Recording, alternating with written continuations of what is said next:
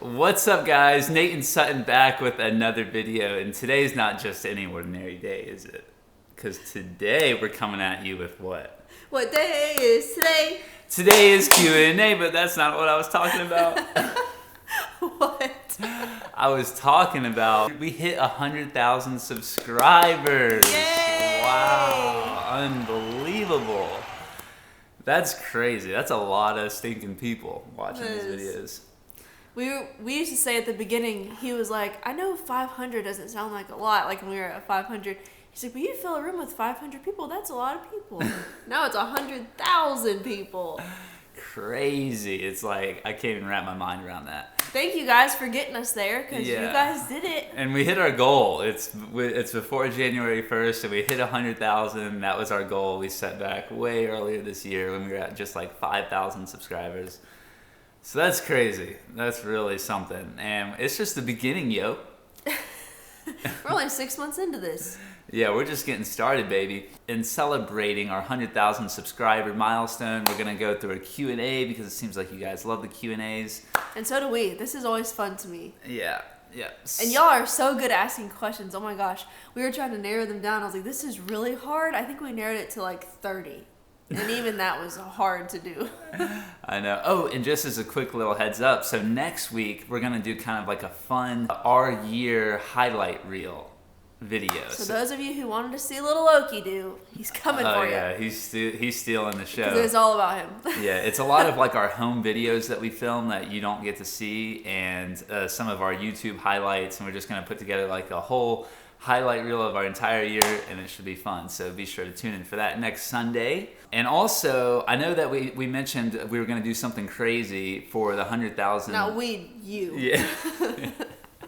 That I was going to do something crazy for the 100,000 milestone, and that I mentioned that I would go swimming with sharks, which I'm still going to try to do. We're actually taking a trip to Cancun here next month, which will be fun. Stay tuned for that. But I don't know if you can swim with sharks there or not. But if you can, I'm gonna go for it. If you can't, then we got to come up with something else. Another thing is Oakland's gonna be with us. I don't really know how we do that. I doubt you want to go do it alone. Like you'd probably want us to come. Yeah, I know. I don't know how I feel about Oakland being around sharks. Anyway, if you have any cool ideas for us to do to just celebrate, do something crazy for hitting 100,000, let us know. People have been some of the questions people were asking was, are y'all ever going to do a meetup? And I was like, that'd be kind of fun for 100,000. But then I was also like, but what if nobody comes? But that could be fun. Is that one of the questions you're saying? A lot of people ask that. Yeah. Oh, you mean so I'm saying for the 100,000, like that could be a fun way to. Yeah, that would be fun. But then people might stalk us back home. Whatever.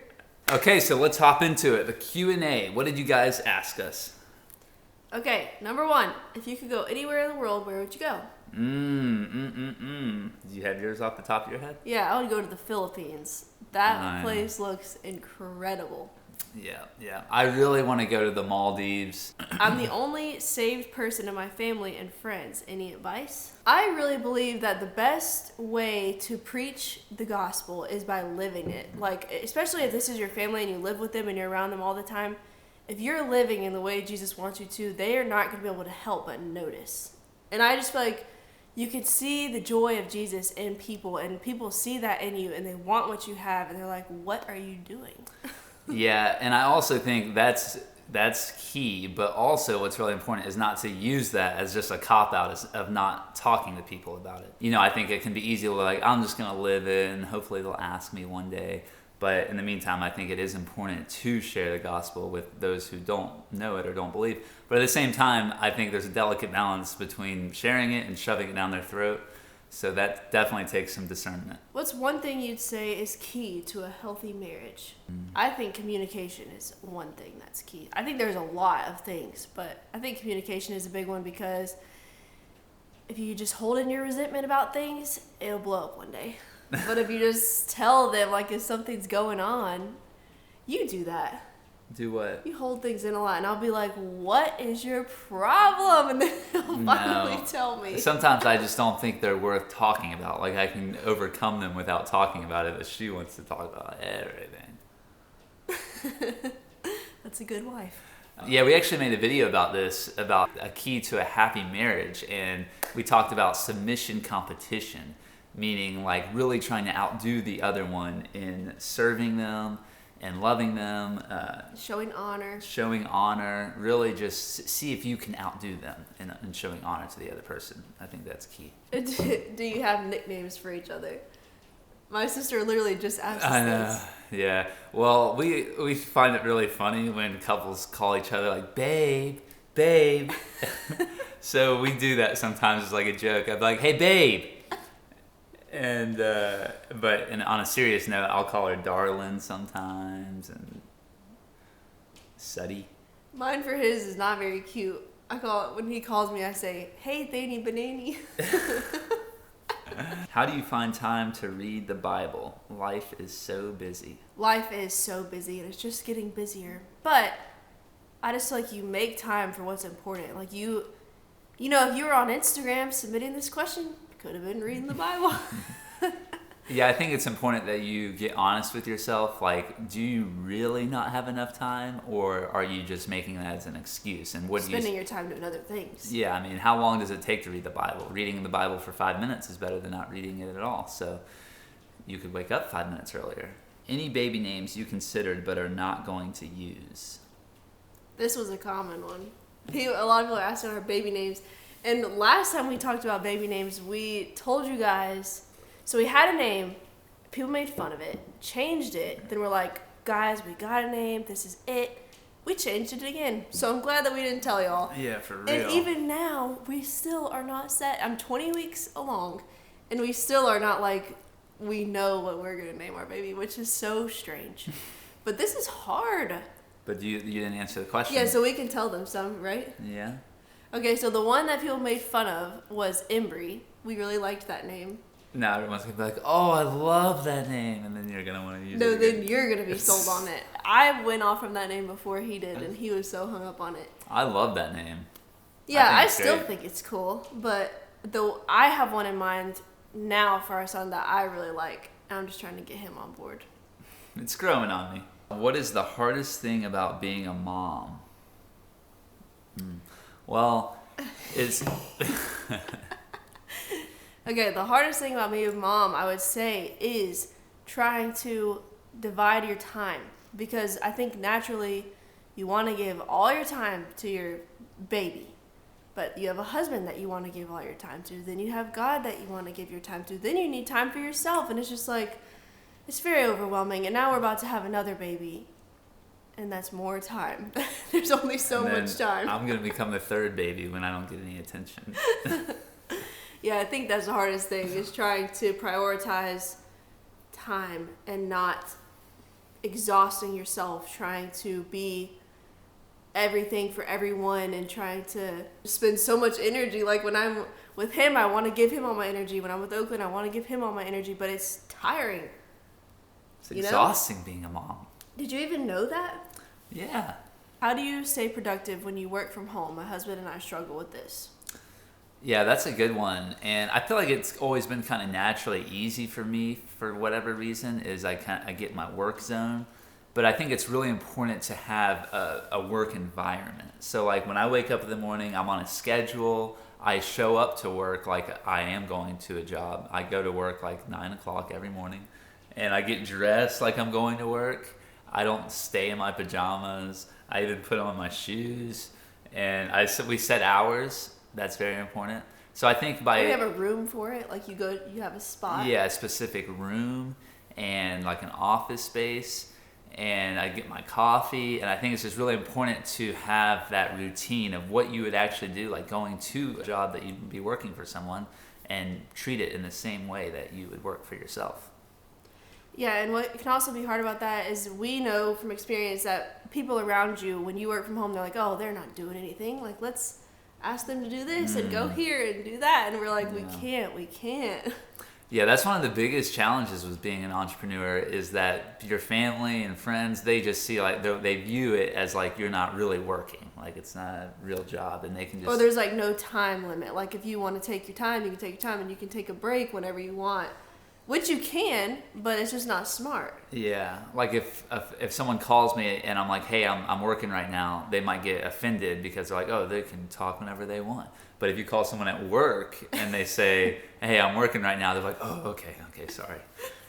It's like... So you gotta learn to say no. Mm-hmm. What was your biggest God moment of the year? Mine was, we went through a really hard time with our business and someone working for us and just a lot of hard times, I would say. I don't really know how to put it. I guess what you could say, we got our feelings hurt really bad. Betrayed. Yeah, by someone really close to us, and that was really hard. And even still is hard to this day. It's still hard. This was like 3 months ago. But as hard as it was, I feel like after that happened, God was just like blessing our business and blessing our business. Just like, it was crazy how many bookings we got, how many people inquiring, how we added another photographer, we got new shooters that we love, we are starting a DJ team of our own. Like, it's just been... And this YouTube channel really growing and blowing up. It just seemed like in Oakland, and it just seemed like every area of our life has continued to be blessed. Yeah, I feel like that was God just saying, like, don't worry about it. I got you. Like, stop worrying about it. Because we were, like, really taking this on heavy. Like, you know, it was, like, in our everyday lives, we were upset about it. But now, I'd really feel like, you know, you let God fight your battles, and He has just showed us that He's got us. Mm-hmm. Yeah, that's been like a big moment this whole year. Probably biggest lesson, biggest struggle, one of our biggest God moments is when we were really done wrong by someone that we care a lot about. It was just an amazing opportunity to let God, like Sutton said, fight our battle for us, because it can be so tempting to retaliate. Yeah, retaliate and try to get back at them, but you know, it's just like, that's not what we're here to do.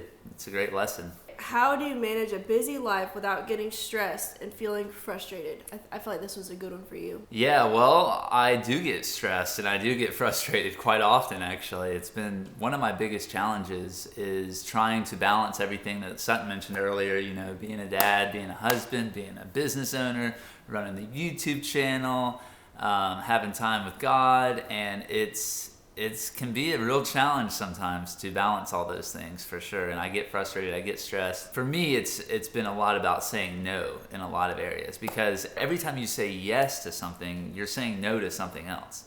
So like anytime I say yes to another job opportunity or yes to making another video, I'm saying no to other things, like no to spending time with God, no to spending time with Oakland, spending time with Sutton. So you can only spend your time in so many areas of life. So it's very important that you choose what's most important. And that's something that we're still trying to figure out. That's why we're hiring on a personal assistant next year. Trying to divide and conquer. It's kind of like a period for him, like every month, probably like once a month. Like once a month. He gets in this horrible mood for like a whole day. And it's because of like all these things, the stress weighing on him. I guess he just kind of let it out in one day. If Sutton wasn't saving herself for marriage, would you still have pursued her? This was probably asked like absolutely at least 5 times. At least 5 times, I would say, here. Really? Yeah. No, yeah, that's a tough question. I don't know for sure, obviously, whether I would have or would not have pursued Sutton. But I do know that when we really early in our conversations, it might have been like within the first few messages, she told me that she was a virgin, and that's like what lit my flame. I was like, ooh, I'm going after this one. Oh my gosh. So it was a huge deal for me, because that's always been something that's been so important to me.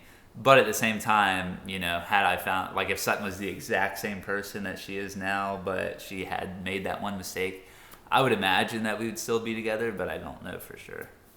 Yeah, someone else messaged us this on Instagram before we did the Q&A, and they asked that question, and so we were talking about it, and I was telling him, like, to me it's different. If he was, like, sleeping around a lot, then no, I don't think we would be together, because I would not want to be with that. I could never let go of that. But if it was like, oh, I had this long-term girlfriend, and one time we messed up, or a couple times, then it's just like a different scenario, so I think that matters too. Yes. Not that it makes it okay, but, you know, it's just not as hurtful. Mm-hmm. What are your best qualities and your worst qualities? Sutton's best quality is that she is just so, I say it all the time, but she's so pure and genuine. I feel like there's not like an evil bone in her body. I just feel like her heart is just so purified. That's sweet. Yeah. We should have ended on that one. Now tell me how horrible I am. Okay, I would say his best quality is... It's just so hard to pick one. I'd say your best quality is how you always want to do the right thing. Like, that is so ingrained in you. It could be the littlest thing, and I'll be like, oh, it's fine. Like, if you just leave that there, it's fine. And he's like, no, we need to pick that up or something. Like, it's just in him to want to do what's right. He acts like, and it is true, but he lives the life that God is like watching him all the time. That is nice. Thank you.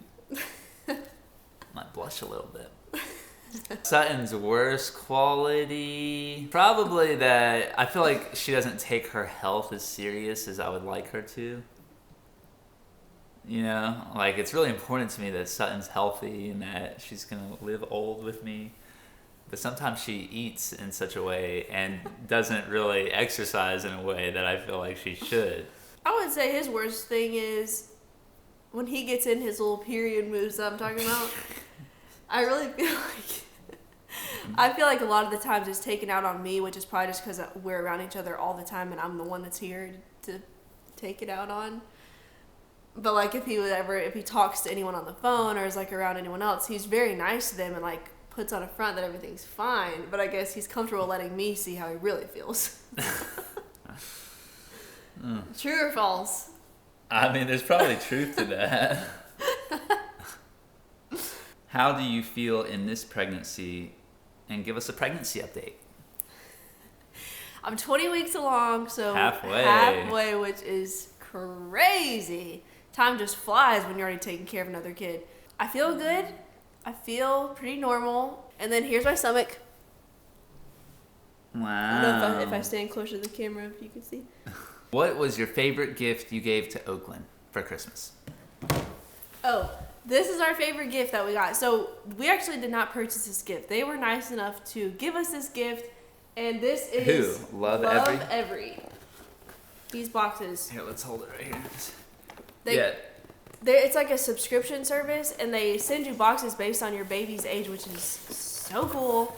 And it caters to them and their learning at that age. So what I didn't know that I learned from them was that babies' development and learning is so much like before they even hit preschool. So while you're at home with them, you could be watching them play and stuff, but you should be teaching them things, which I really didn't think much about. I noticed myself just like kind of watching Oakland play, thinking he doesn't know like what I'm talking about if I try to talk to him. But this has taught me that he does know, and we could teach him little things. That's a book that tells you like how to play with the toys with them, which is cool. Yeah, they send you like every few months. It's like a subscription if you're interested. That they send you like these toys that are made for the age range that your kid is in, and that are designed to make them like think and develop their brain. This is a good one. This is like they're the same ball, but this one's really heavy and this one's really light. So like you could teach them the difference, like heavy and light, and then sinking. Like if you put them in the bathtub, this one's gonna sink, this one's gonna float, like things like that. I would just never think of these things. Yeah, and just like it teaches them how to like put things in little boxes, and that would be like the pincher reflex, you know, like picking up something really little. Yeah, it's really cool. Love Every. Check them out. All right, lightning round. Hit me. All right, if you had to summarize 2019 in one word, what would it be? Blessed. Blessed. That was mine. Well, it can be the same. If you could live anywhere in the world, where would it be? Georgia. Hawaii.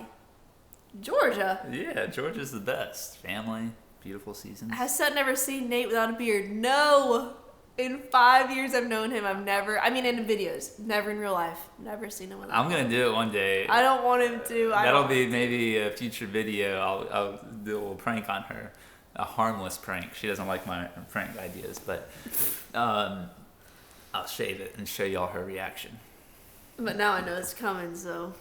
You don't know when, though. All right, well, that's it. That's a wrap for our Q&A. Thank you guys again so much. 100,000. We are just so blown away and so blessed that we have this outlet to share our faith and the love of Jesus with you guys and reach so many people all around the world. It's just amazing. Wait for next week. It's going to be a fun video, highlight reel, and for those of you that love Oakland. This one's for you. Yeah. This is Nate and Sutton sowing seeds of truth, love, and inspiration one view at a time. And that was our Q&A. Yay!